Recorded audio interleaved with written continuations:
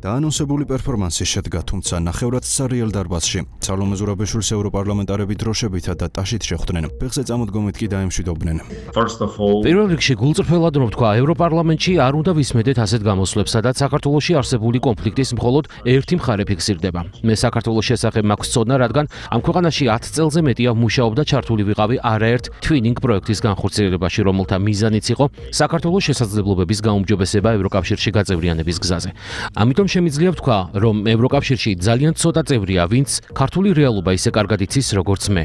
ამ გადმოსახედიდან მე აბსოლუტურად დარწმუნებული ვარ ასეთი სიტყვით გამოსვლას ჩვენთვის საქართველოსადმი ჩვენი მოსაზრებების ფორმირების კუთხით არანაირი აზრი არ აქვს. ნამდვილად ასეთი პოლიტიკური მიმართვებისა, რომელიც საქართველოში არსებული ვითარების მხოლოდ ერთი მხარეა წარმოდგენილი, გვჭირდება სერიოზული და რაც მთავარია სამართლიანი და სიღრმისეული დისკუსია საქართველოზე სხვადასხვა გარემოებების გათვალისწინებით.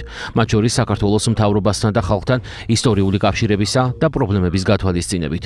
ასევე ეკონომიკური ურთიერთობების მხედველობაში მიღებით, რამე თუ ეს განსაკუთრებით მნიშვნელოვანია საქართველოში სიტუაციის მართვისას.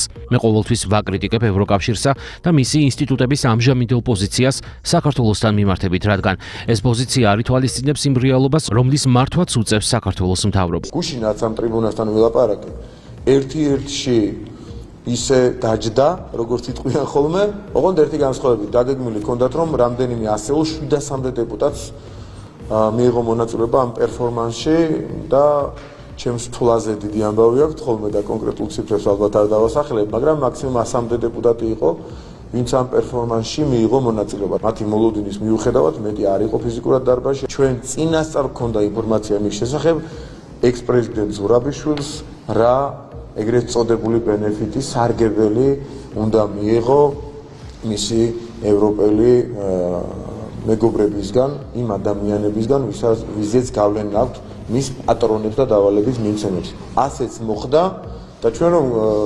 გვამონათებენ გუშინდელს მერე ჩვენს მადლობაზე, არათუ წარსულში მომხდარი ამბავი სწორად ვიცით ხოლმე, არამედ წინასწარ ბევრი რაღაცა ვიცით.